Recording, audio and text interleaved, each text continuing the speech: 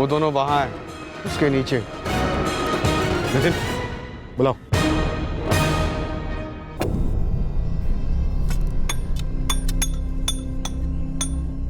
हे भगवान, आदित्य आपने पहले पता नहीं करवाया था। मैं कैसे पता करता? हम कितनी अजीब चीजों के बीच में रह रहे थे इतने सालों से।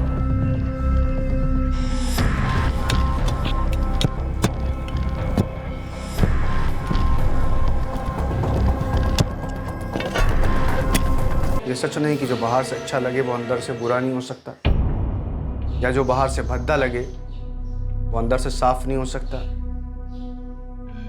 ब्लैक एंड वाइट चीजों के रंग होते हैं, जिंदगी के नहीं।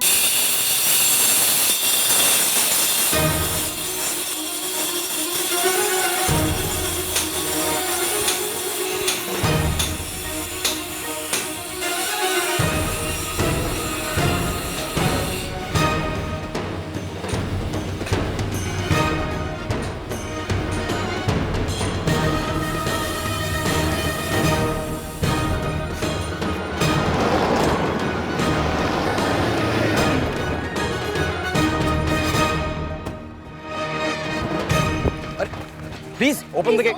स्टेटमेंट लेना है भाई। जस्ट एक स्टेट। सर हो क्या रहा है बता दो भाई साहब।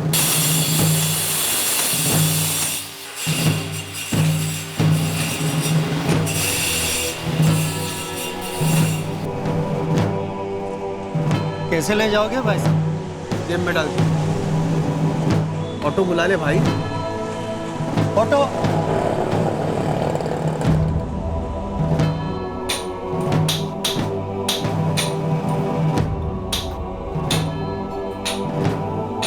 सुनो, इसे नीचे से भी काटो।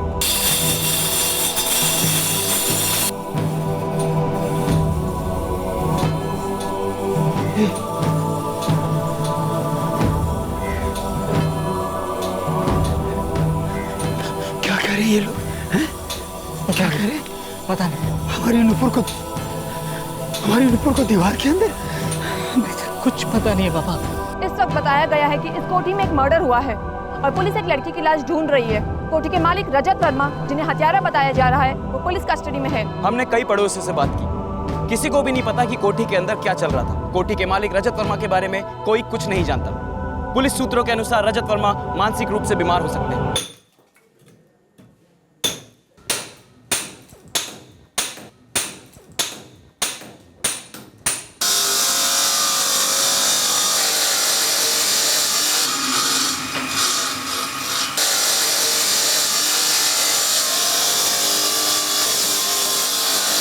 सर, आपको चाहिए क्या बताएंगे? फिर मैं आपको कुछ बेहतर दिखा सकता हूँ। मुझे मेरी अनारकली को दीवार में चुनवाना है। क्या? आप बेस्ट क्वालिटी का मार्बल दिखाओ।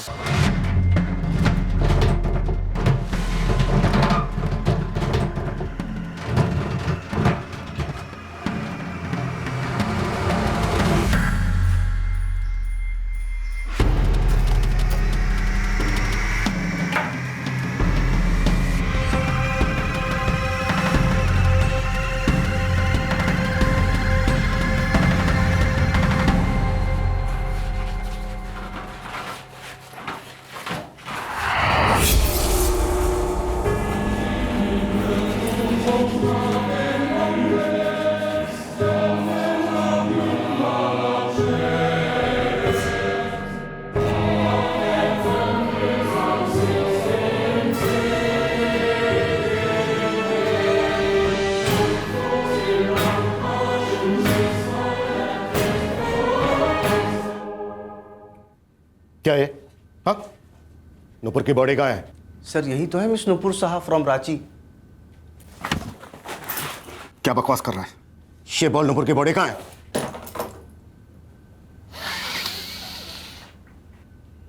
आ रही बदबू आपको? नहीं ना, आएगी भी नहीं सर। 5 स्टार पैकिंग की थी मैंने, और सर सीमेंट भी एकदम फर्स्ट क्लास लगाया है।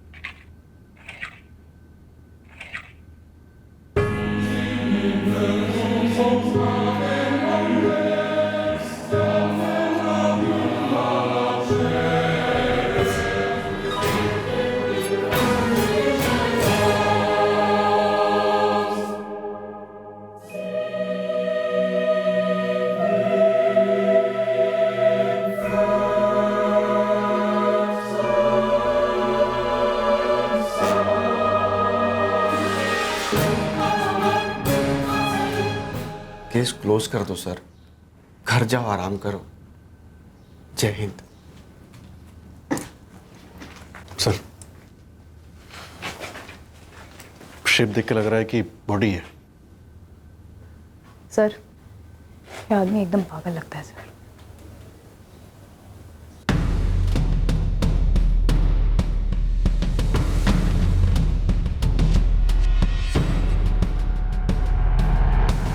एक्सक्यूज मी, हेलो साहब। आपकी क्या दुश्मनी थी ऊपर साथ से? आपका क्या रिश्ता था उसके साथ? आपने क्यों मारा उसे? कब और कैसे मारा? बताइए। आपके साथ कौन कौन मिला हुआ था? बताइए क्यों मारा आपने नुपुर साहब को?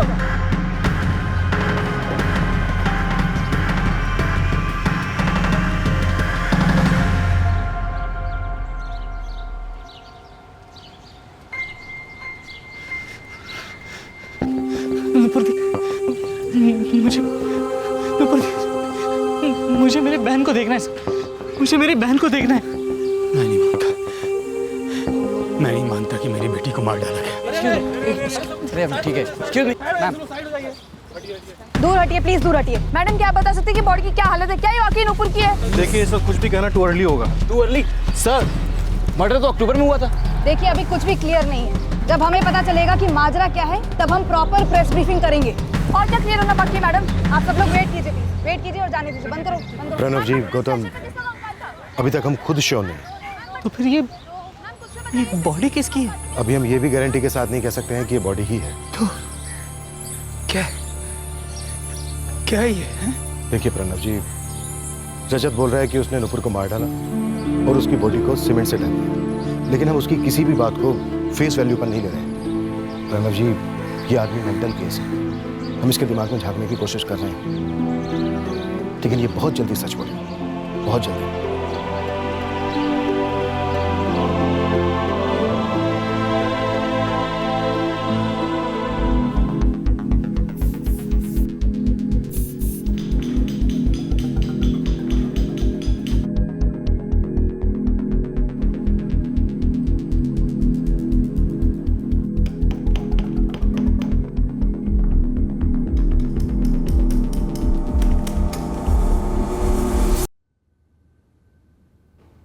इस रजत ने दोबारा चुप्पी साध ली, अब ब्लैक कॉफी मांग रहा है। अंधेरे से एक तरीके का ऑब्सेशन इस रजत को। काफ़ी कॉम्प्लेक्सेस हैं ऐसे, अपने लुक्स को लेकर, पर्सनालिटी को लेकर। मुझसे पूछा था कि मैं कौन सी फेयरनेस क्रीम यूज करता हूँ। ये नॉर्मल तो किसी एंगल से नहीं लग रहा है, लेकिन हैरत की बात यह है कि इसकी एबनॉर्मलिटी किसी ने नोटिस क्यों नहीं की। हमें इसके माँ बाप के बारे में जल्द से जल्द पता लगाना होगा। सर 2014 में रजत ने जिस आदमी को बीकानेर की कोठी बेची थी, आदित्य सैनी, वो कल यहाँ पहुँच रहा है। वीजा ऑफिस में एक बार और चेक करो कि रजत के माँ बाप वाकई में स्कॉटलैंड में सेटल हैं कि नहीं। Right sir. रजत की मौसी कनिका चौधरी से थोड़ी सी बातें और करते हैं। सर, ये रजत हमें वो बता रहा है जो ये बताना चाहता है, लेकिन हमें इसके बारे में वो जानना है जो ये हकीकत में है। बॉडी गलकर सीमेंट में मिक्स हो चुकी है। उसे एक्सट्रिकेट करना आसान काम नहीं था, पर फाइनली हो गया है। हम नुपुर के पेरेंट्स को इन्फॉर्म कर देते हैं डीएनए टेस्टिंग के लिए।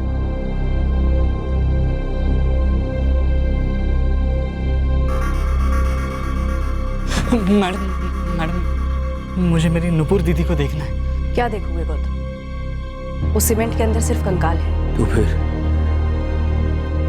फिर पता कैसे चलेगा कि वो मेरी बेटी नुपुर है? पहले कंकाल को क्लीन किया जाएगा, उसका डीएनए सैंपल लिया जाएगा, फिर आपको हॉस्पिटल बुला के आपके डीएनए सैंपल के साथ उसकी मैचिंग होगी, तभी कंफर्म होगा। मतलब इस वक्त आपके पास कोई सबूत नहीं है रे कि ये मेरी नुपुर दीदी है?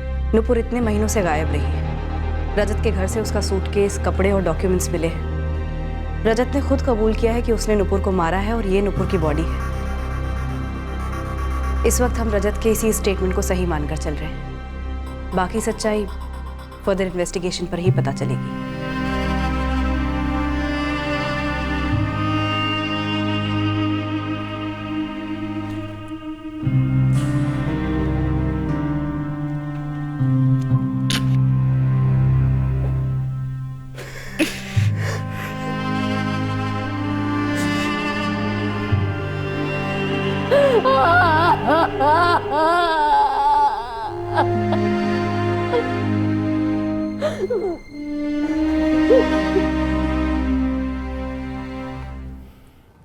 मैं इंतजार कर रहा हूँ रजत। अब क्या? तुम नुपुर को ढूंढ रहे थे, मैंने नुपुर को संभाल के रखा था, बता दिया, मिल गई ना नुपुर। तूने उसका मर्डर क्यों किया? कारण बताने से नुपुर वापस आ जाएगी। क्या तूने नुपुर को सिर्फ इसलिए मार डाला क्योंकि उसे पता चल गया था कि तू अपने पेरेंट्स के बारे में झूठ बोल रहा है? वो तेरे पेरेंट्स कहाँ हैं? जिंदा हैं या वो भी मर चुके हैं? यार इस टाइप के सवाल जो आप लोग करते हैं ना, बहुत इरिटेशन होती है, बहुत इरिटेशन होती है। नुपुर भी ऐसी सवाल करती थी। इसलिए तूने उसे मार डाला? ऐसा क्या है इन सवालों में? ऐसा कुछ नहीं है, इसीलिए इरिटेशन होती है। पक चुका था मैं नुपुर से, उब गया था, बता चुका हूं आपको। लंबे चेस के बाद एक लड़की हाथ लगी थी, बस मजाक खत्म। बीकानेर की कोठी तेरे पेरेंट्स के नाम पर थी, कैसे बेचा उसे? कोई फ्रॉड नहीं हुआ है, सारा पेपर वर्क परफेक्ट है, चेक कीजिए आप। यार इंस्पेक्टर आप ना यार होमवर्क करके आते नहीं है, बेसिक सवाल करके टाइम वेस्ट करते हैं। अब देखिए कॉफ़ी ठंडी हो गई, क्या करूं इसका? मैं घर ढूंढ रहा था, मुझे घर पसंद आया, मेरे बजट में था, मैंने खरीद लिया। सर सारे डॉक्यूमेंट्स तो आपके सामने हैं, समझ नहीं आ रहा कि माजरा क्या है। देखिए सर, मैं जानता हूँ रजत ने जो भी किया वो बहुत शॉकिंग है, और वो बात मैंने न्यूज़पेपर में भी पढ़ी, लेकिन ये तो उसने अभी किया है, और मैंने उससे घर 2014 में खरीदा था। आइए, वेलकम। ये मेरे पेरेंट्स का रिटायरमेंट होम था बेसिकली, और मैं लंदन में जॉब करता हूँ, तो वापस आने का तो सवाल ही नहीं। तो ये प्रॉपर्टी रखने का मतलब नहीं बनता, और जोधपुर में हमारी ऑलरेडी प्रॉपर्टी है। ये गार्डन है,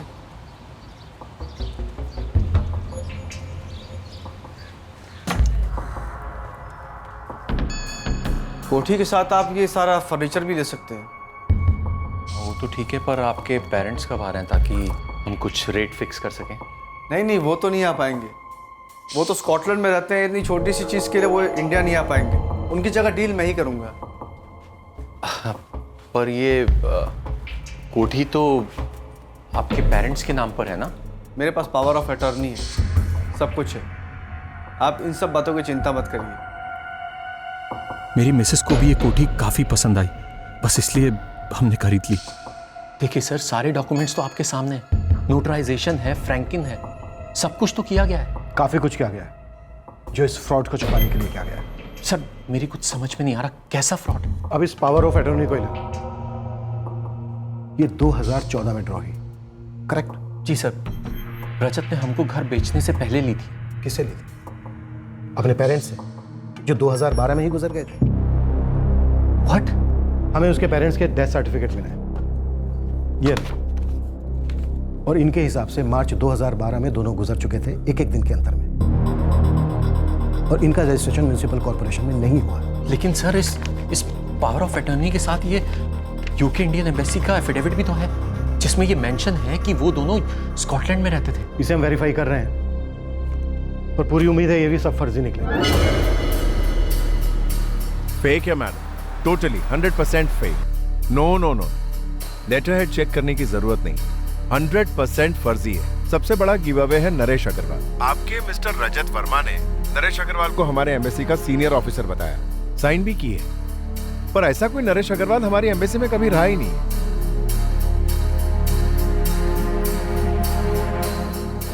Yeah, that address you mentioned, it doesn't exist. We've checked our residence records and the city council offices as well. Well, we found no Chandrakant Verma or Ragni Verma. They're not on our records. We don't think they live here. मैं अपनी रागिनी दीदी की signature पहचानती हूँ, ये उन्हीं की है, और अगर नहीं है तो रजत ने कमाल की फॉर्जरी की है। रजत का एग्जैक्ट प्रॉब्लम क्या है? अजीब है, बदतमीज है। अपनी पर्सनैलिटी को लेकर कोई प्रॉब्लम है उसे? पर्सनैलिटी से? अंधेरे में रहना पसंद करता है, काफ़ी डिस्टर्ब लगता है, ऐसा लगता है कि काफ़ी गुस्सा भरा है उसके अंदर। क्या ऐसा है कि रजत चंद्रकांत और रागिनी जी का असली बेटा नहीं है, गोद लिया हुआ है? ये बात उसे शायद पता चल गई हो और वो डिस्टर्ब हो गया हो। ना सर, वो उन्हीं का बेटा है। मैं रागिनी दीदी की डिलीवरी के वक्त खुद मौजूद थी। तो फिर इस रजत का एग्जैक्ट प्रॉब्लम क्या है? प्रॉब्लम क्या है वो तो नहीं पता, आप ये पता लगाइए कि दीदी और जीजा जी का है, क्या वो स्कॉटलैंड में है, और अगर नहीं है तो क्या रजत ने उन्हें कहीं छुपा कर रखा है, बंदी बनाकर? पिछले 2 दिन बुरे रहे हैं, काफी बुरे इनफैक्ट। कौन नॉन स्टॉप हाइपर रहा है रजत। हमें उन्हें स्ट्रॉन्ग सिडेटिव्स फोर्सफुली देने पड़े, इंट्रावेनसली।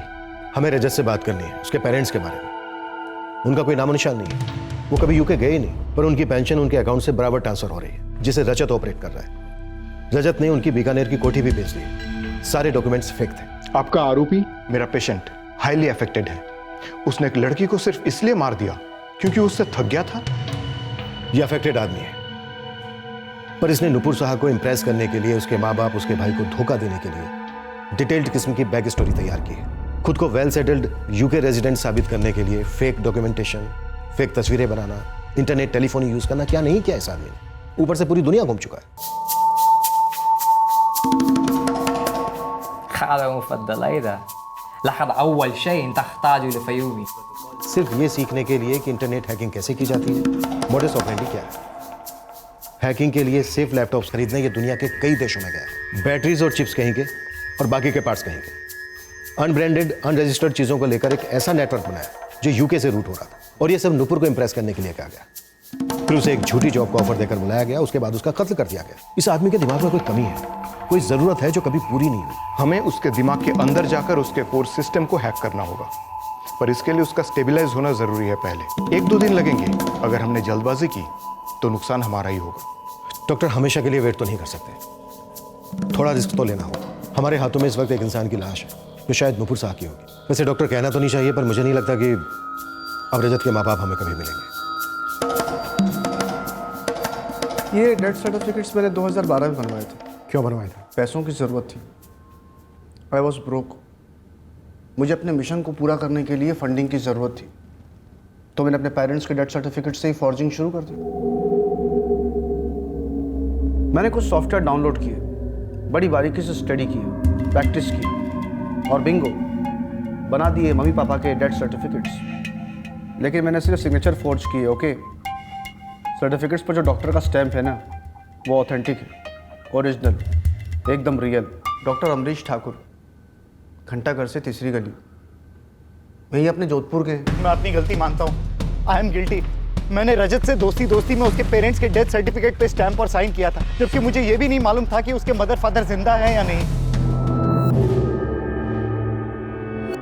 रबर स्टैम्प और सील तो लगा सकते हैं, कोई बहुत बड़ा काम नहीं है। तो लगा दो माय फ्रेंड, जिंदगी भर याद रखूंगा और रीपे भी करूंगा। तूने ये डेथ सर्टिफिकेट नकली बनवाए, पर तेरे मम्मी पापा 2012 में मरे, या फिर नहीं मरे? और अगर नहीं मरे हैं तो इस वक्त कहाँ हैं? सर, ये मैटर ही नहीं करता कि वो डेड हैं या जिंदा हैं, क्योंकि उनके लिए तो मैं पैदाइशी डेड ही रहा हूँ। क्यों? नकली डॉक्यूमेंट्स बनवाना, फॉर्जरी करना, पावर ऑफ अटर्नी बनवाना, नकली वाली, एम्बेसी से लेटर पैदा करना, ये सब बहुत आसानी से हो जाता है सर। आप जहाँ चाहें अपना नाम घुसेड़ सकते हैं, जहाँ से चाहें किसी का नाम खरीद सकते हैं, लाइक दिस। ये बीकानेर वाली कोठी बिकवाने में और ये जाली डॉक्यूमेंट्स बनवाने में तेरी मदद किसने की? कुत्ते को बिस्किट दो ना तो वो ज़िंदगी भर का वफादार हो जाता है, और दोस्त को पैसे दो तो सेम। अब रजत को अर्जेंट में कोठी बेचनी थी, मेरी भी तंगी चली हुई थी, इसलिए जाली डॉक्यूमेंट्स बनवा के दिए। लेकिन मुझे बिल्कुल पता नहीं कि उसके माँ बाप जिंदा थे भी या नहीं। यार सुन ना मिहिर, अब इन सिग्नेचर्स के लिए वापस कहाँ स्कॉटलैंड जाऊंगा यार, और वो यहाँ आ नहीं पा रहे हैं। ठीक है यार, लेकिन हाँ एक्स्ट्रा पैसे लगेंगे इसमें। भाई काम करा दे मारा, मैंने कोठी बेची जैसे भी। सर जी, मारे को अभी पता चला है कि उसके माँ बाप स्कॉटलैंड में नहीं है, और तुझे अभी पता चलने वाला है कि तू लॉकअप में होने वाला है। सर जी, हर एक डॉक्यूमेंट फोर्ज किया जा सकता है, सब कुछ चेंज किया जा सकता है, लेकिन क्या एक इंसान का बचपन बदला जा सकता है? क्या उसके चेहरे को चेंज किया जा सकता है? क्या तुम्हें बचपन की कोई बात खटकती है? क्या हुआ था तेरे साथ बचपन में? किसने कुछ किया था तेरे साथ? कुछ कहा था तुझसे? कभी तेरे पेरेंट्स ने तेरे साथ कुछ किया, कुछ कहा? इंस्पेक्टर, अगर इस साल तुम्हारा प्रमोशन नहीं हुआ तो क्या उसके लिए तुम अपने इस चेहरे को दोष दोगे? नहीं। और बच्चे के एग्ज़ाम में कम नंबर आए हैं तो क्या उससे प्यार नहीं करना चाहिए? उसको हर बात पे ताने देना चाहिए? उसको थप्पड़ मारना चाहिए? आखिर पूरा दिन स्कूल में तुम करते क्या हो? थोड़ा भी अंदाजा है तुम्हें कुछ बनाने के लिए हमें क्या क्या करना पड़ता है? ये लड़का हर चीज में बिलो एवरेज कैसे हो सकता है? पढ़ाई में, खेल में, अरे और तो और शक्ल सूरत में भी।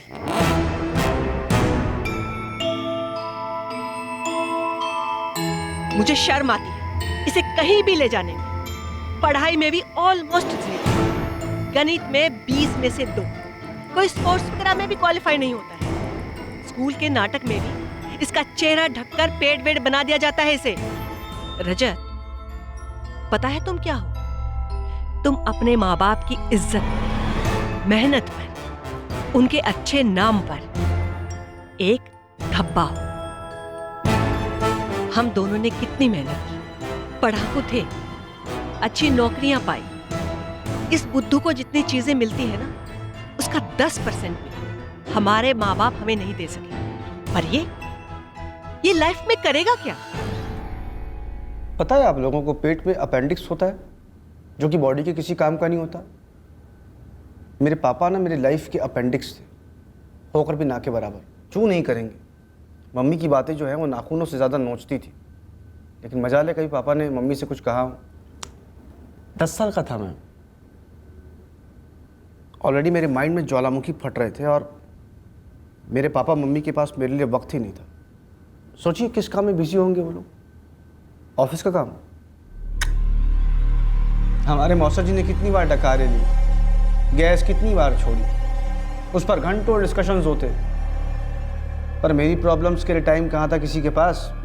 इंस्पेक्टर, अगर आपका बच्चा एग्ज़ाम में बुरे नंबर लाता है तो आप उसे एनकरेज करेंगे ना बेटर परफॉर्म करने के लिए। यस। मैं ऐसे ही पर्सनालिटी के साथ पैदा हुआ। पढ़ाई करने की मेरी लिमिटेड एबिलिटी थी, ऐसे ही था मैं, लेकिन थोड़ा एनकरेजमेंट ज़रूरी होता है थप्पड़ और तानों की जगह। तो ना वक्त के साथ साथ मेरी ये सेंसिटिव खाल जो है ना वो मोटी होती गई और मैं फोर्जरी एक्सपर्ट हो गया। बचपन के संस्कार हैं मेरे कॉलेज के फर्जी मार्कशीट उन्हें यकीन दिला देते थे कि मैं रोज़ कॉलेज जाता हूँ, पढ़ता हूँ, और असलियत सामने आ गई उनके एक दिन। ये ग्रेजुएशन की डिग्री तो क्या, ये मास्टर्स पीएचडी भी फोर्ज कर जाता। ये तो शुक्र है कि इसका प्रोफेसर मिल गया मुझे रास्ते में। मैंने कैजुअली पूछ लिया उससे कि कैसा परफॉर्म कर रहा है हमारा बेटा क्लास में। शॉक दिया उसने मुझे, कहने लगा कि आपके बेटे ने तो कॉलेज छोड़ दिया है ना, और ये बुक्स के पैसे, फीस के पैसे, इसके पैसे, उसके पैसे सब बराबर लेता रहा मुझसे। झूठा कहीं का। तुम इस हद तक गिर गए, अपने ही माँ बाप के साथ में फ्रॉड किया तुमने। क्या कमी छोड़ी थी, क्या कमी छोड़ी थी तुम्हारे लिए? ऐसे नहीं मानोगे तुम, मैं बताती हूँ तुम्हें।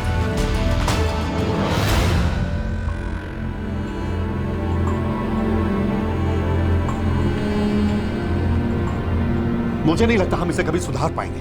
हमने कभी किसी का कुछ नहीं बिगाड़ा, फिर समझ में नहीं आ रहा कि हमारे साथ ये सब क्यों हो रहा है। तुम इसकी पॉकेट मनी बंद कर दो। अब इसे जो भी करना होगा अपने बलबूते पे करना होगा, अपनी मेहनत से करना होगा। Enough is enough. मैं अपने दर्द में डूबा नहीं, बल्कि मैंने अपने दर्द को ही डुबो दिया, जलाकर राख कर दिया। इस वक्त तेरे पेरेंट्स का है रजत। उन लोगों को ना बहुत गुरूर था कि देखो कितनी मेहनत और सेक्रीफाइस करके मैं जॉब लगी, कैसी अच्छाई की मूर्त हैं हम लोग। तालियां बजाओ भाई, तालियां। अब ना वो दोनों रिटायर हो गए, लेकिन उन्होंने मुझे बोला तक नहीं, बस निकल गए अपने रिटायरमेंट होम के लिए। बीकानेर की वो कोठी। अब मेरा क्या होता? तब तक तो बीच बीच में मेहरबानी करते थे, दे देते थे कुछ पैसे, लेकिन अब मुझे बीकानेर जाकर भीख मांगनी पड़ती थी। ये वक्त हाथ फैलाने का नहीं, हाथ बटाने का है। तुम्हारी उम्र के लड़के अपनी कमाई का एक हिस्सा अपने माँ बाप को देते हैं। तुमसे हमें वैसी कोई उम्मीद तो है नहीं। जाओ जाके कोई जॉब करो। ठीक है पापा, मैं जॉब ढूंढूंगा, लेकिन इस वक्त मुझे कुछ पैसे चाहिए। तो जाके कमाते क्यों नहीं? किसने रोका तुम्हें कमाने से? हम तो भाई अब पेंशन पे आ गए हैं। अब तुम ये उम्मीद करो कि हम अपनी पेंशन में से भी तुम्हें पैसे दें, ये तो भाई तुम्हें कोई जॉब वॉब नहीं आता वो समझे, लेकिन जरा सी शर्म भी नहीं आती। तुम्हारे पापा ने मना कर दिया है तो अब मैं कुछ नहीं कर सकती। जाकर अपने पैसे खुद कमाओ। मम्मी मेरी ट्राई चल रही है, लेकिन अभी मेरे पास कुछ भी नहीं। मेरी कुछ तो हेल्प कर दो। रजत, तुम्हारी इस मोटी खोपड़ी में ना एक बात अच्छी तरह से घुस झेड़ लो। तुमने अपनी जवानी वेस्ट की है, इतने साल निकम्मों के साथ रहकर अपना टाइम वेस्ट किया है, स्कूल कॉलेज सब वेस्ट किया है। अगर तुम पढ़े होते, कुछ किया होता, ये झूठी मार्कशीट बनाने के और पेरेंट्स को धोखा देने के अलावा तो आज तुम्हारी सारी गलतियां छुप गई होती। तुम कुछ बन गए होते और तुम्हें इस तरह से भीख नहीं मांगनी पड़ती। जब पैसे मांगता वही किसी बेटा लेक्चर कि कैसे मैं एक धब्बा हूँ, कैसे मैंने अपनी लाइफ वेस्ट कर दी। मैंने अपनी लाइफ वेस्ट कर दी? नहीं, उन्होंने मेरी लाइफ वेस्ट कर दी। कभी मेरे दर्द को नहीं समझा। फिर क्या करता मैं? आईने को अपना दर्द दिखाता और साथ साथ वो बनने की कोशिश करता जो कि मैं हूं ही नहीं, जो बनने के लिए मैं पैदा ही नहीं हुआ।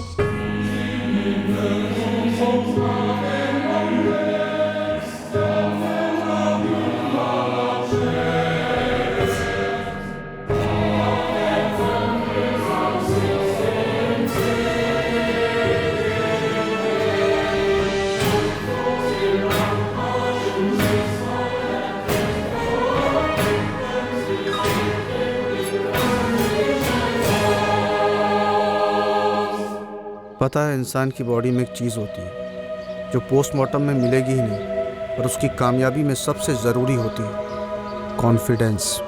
ये कॉन्फिडेंस डील मेकर है, डील ब्रेकर है। जब ये टूटता है, छोड़ जाता है बॉडी को, उसके बाद आपके अंदर कोई जीपीएस नहीं रहता। आप सही जा रहे हो, गलत जा रहे हो, कुछ पता ही नहीं चलता। और जब कॉन्फिडेंस टूटता है, उसकी जगह लेता है कॉम्प्लेक्स। कॉम्प्लेक्स जब चौकड़ी मारकर बैठ जाता है ना आपके अंदर, तो एक सिंपल डिस्प्ले पिक डालने में आपके साथ कि कब कौन मजाक उड़ाएगा, कौन चिढ़ाएगा, बुली करेगा। रजत, इस वक्त तेरे पेरेंट्स कहाँ हैं?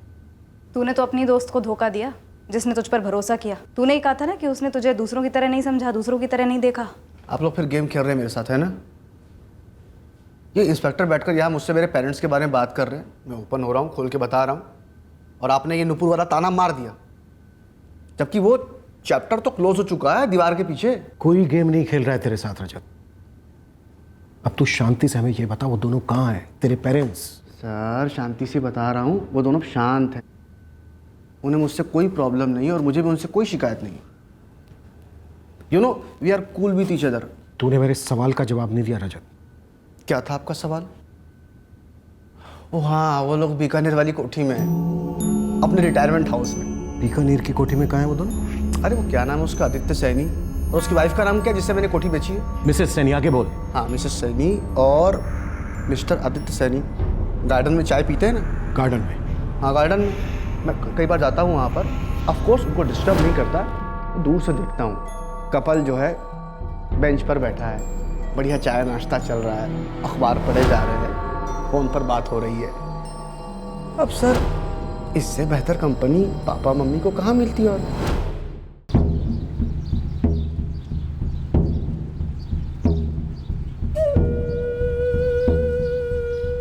मुझे नहीं लगता कि मेरे मम्मी पापा ने कभी उन्हें डिस्टर्ब किया है, तो सैनी कपल ने भी मेरे पापा मम्मी को उनकी जगह से कभी खाली नहीं करवाया होगा।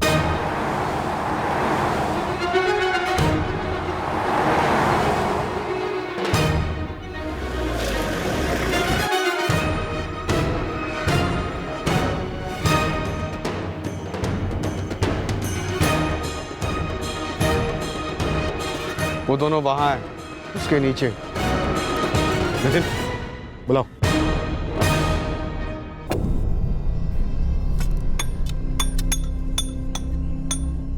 हे भगवान, आदित्य आपने पहले पता नहीं करवाया था। मैं कैसे पता करता? हम कितनी अजीब चीजों के बीच में रह रहे थे इतने सालों से।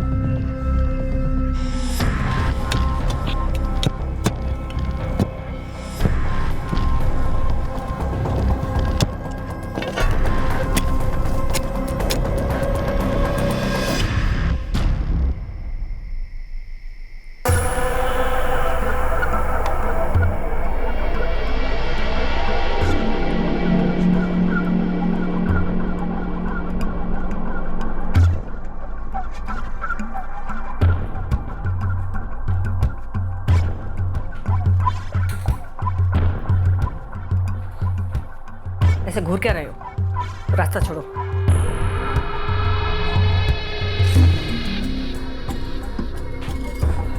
मैं तुम्हें कुछ नहीं देने वाली हूँ रजत। जाओ अपनी जिंदगी में खुद जाकर कुछ करो।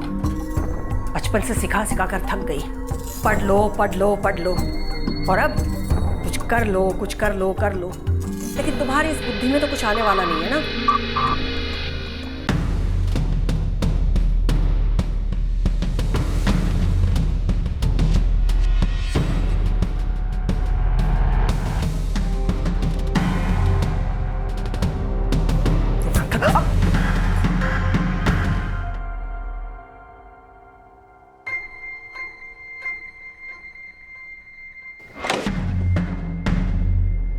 चाय लेकर मेरी।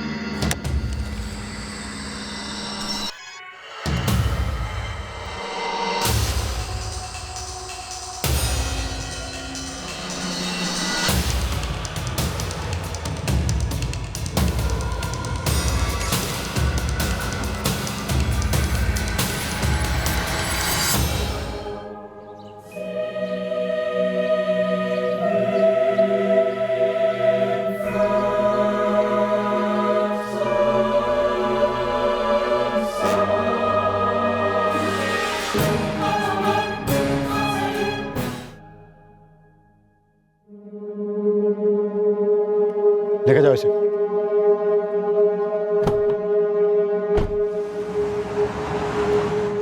फॉरेंसिक टीम बुलवाओ। जी सर, इस बेंच पर हम रोज बैठ के चाय पिया करते थे। अपनी पूरी कमाई मैंने इस कोठी को खरीदने में लगा दी।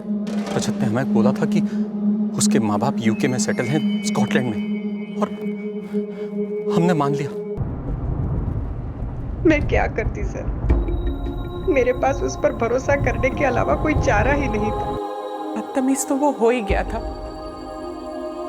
लेकिन खूनी भी बन जाएगा, वो भी अपने ही माँ बाप का। ये कभी नहीं सोचा था। हम टेंशन में जरूर थे नुपुर को लेकर, लेकिन ऐसा कुछ होगा एक बार भी नहीं सोचा था। कभी कभी दुख भी लगता था कि दीदी मुझे सामने से क्यों फोन नहीं कर रही। कई बार डाउट भी हुआ था कि इतने 5 सालों में बिना किसी झगड़े के दीदी खामोश क्यों है। हमें लगा कि नुपुर दी हमसे रिश्ता तोड़ना चाहती, वो बदल गई है। हमें शक था कि वो नुपुर नहीं हो सकते, जिस तरह वो मैसेज आते।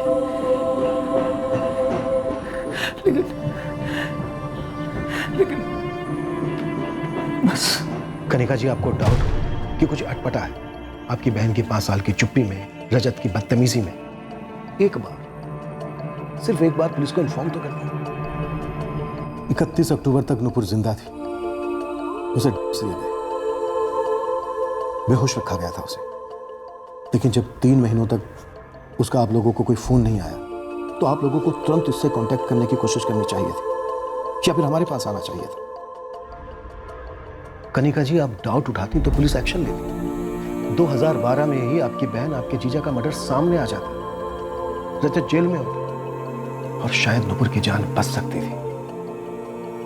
हम समझ सकते हैं नुपुर पर भरोसा किया आप लोगों ने।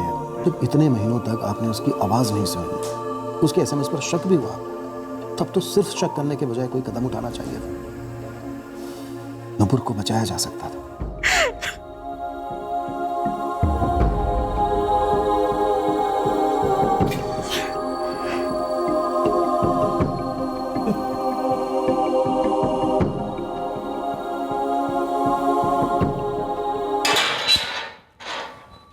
सब कुछ खत्म हो चुका है रजत। अब तू एक लंबे समय के लिए अंधेरे में रहने वाला है। बस इस केस पर मुझे थोड़ी सी रोशनी चाहिए। वो असली वजह क्या थी जिस वजह से तूने अपने माँ बाप को मार डाला? मुझे नहीं पता। तुझे क्या लगता है तू अकेला है, नायाब, यूनिक, जिसके माँ बाप सख्त थे? मुझे नहीं पता माँ बाप कैसे होने चाहिए, आप बता दीजिए। माँ बाप कैसे होने चाहिए, कैसे नहीं होने चाहिए, इस पर कोई थीसिस नहीं चल रही है। वो जैसे भी थे इंसान थे। माना तुझे बहुत सारी शिकायतें थी उनसे, तुझ में तो दिमाग है। माँ बाप कैसे नहीं होने चाहिए ये तुझे पता है, तो फिर इतनी बेरहमी से मारने की क्या जरूरत थी? अरे छोड़ के चला जाता उन्हें कहीं। जो काबिलियत तूने इतने सारे जुर्म करने में दिखाई है, यही काबिलियत, यही टैलेंट अपनी जिंदगी बनाने में दिखाता। और नुपुर, उसने क्या बदसलूकी की थी तेरे साथ? उसने तो प्यार ही किया था ना तुझसे। वो मुझसे कैसे प्यार कर सकती है? मुझसे कोई प्यार नहीं कर सकता। अरे वो तो लंदन के प्यार में थी, मैं तो वाया मीडियम था। मुझे एकदम क्लियर था कि उसके दिल में मैं नहीं हूँ। शायद वो रवि होगा उसका एक्स, या कोई नया वाई, या कोई जेड, पर मैं नहीं था। जबरदस्ती का शक मैन्युफैक्चर किया है तूने रजत। धोखा उसने तुझे नहीं, तूने उसे दिया। कत्ल उसने तेरा नहीं बल्कि तूने उसका किया। क्यों किया रजत? क्यों किया पता नहीं करना चाहिए था। मम्मी पापा, नुपुर को नहीं मारना चाहिए था। गलत किया मैंने। मालूम नहीं, मेरे अंदर एक वॉल्केनो सा फटा। गलती हो गई मुझसे। आप मुझे फांसी दे दो।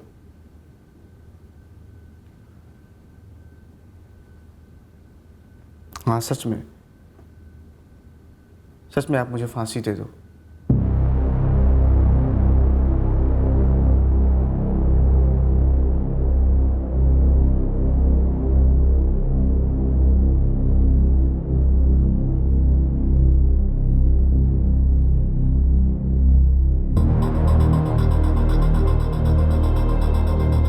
बचपन के तानों की गूंज जिंदगी भर सुनाई दे सकती है, लेकिन बचपन का अब्यूज हो या फिर कोई और कारण हो, कोल्ड ब्लेडेड मर्डर का कोई जस्टिफिकेशन नहीं है। जिस तरह से उसके पेरेंट्स को, मौसी को या कोई और को उसकी मेंटल कंडीशन कभी नोटिस में नहीं आई, उसी तरह एडल्ट लाइफ में की गई फॉर्जरी और फ्रॉड भी किसी के नोटिस में नहीं आए। यही लापरवाही इतनी महंगी साबित हुई। अगर बचपन में ही उसकी मेंटल प्रॉब्लम पकड़ में आ जाती तो उसके माँ बाप दोनों जिंदा होते। जवानी में अगर उसकी फॉर्जरी पकड़ में आ जाती तो डेफिनेटली नुपुर को बचाया जा सकता था। नुपुर अपने आप को तो बचा सकती थी। मतलब आज की तारीख में लड़कियां हर जगह जॉब कर रही हैं, दुनिया भर में ट्रैवल कर रही हैं। फिर ऐसे कैसे हो सकता है कि नुपुर ने बिना वेरिफिकेशन किए, बिना कोई डबल चेक किए, ब्लाइंडली रजत की सारी बातों को मान लिया? इतना ज्यादा ट्रस्ट एक्सट्रीम लगता है, बेवकूफी है सर। बिल्कुल है, पर इस तरह का एक्सट्रीम बर्ताव और उसके भयंकर परिणाम पब्लिक को सचेत करते हैं कि किसी भी चीज को फेस वैल्यू पर ना लिया जाए, बल्कि हर चीज को वेरीफाई करें। पता है, जब सुनामी आई थी उसके ठीक एक दिन पहले जंगल के सभी जानवरों ने अपने आप को पहाड़ों पर महफूज कर लिया। कैसे? क्योंकि वो सचेत थे, कुदरत के इशारे की तरफ सेंसिटिव थे। जुर्म की सुनामी भी एक नहीं, कई इशारे थे, होने के पहले और होते होते। बस उन्हें समझना और पकड़ना जिंदगी और मौत का सवाल बन जाता है।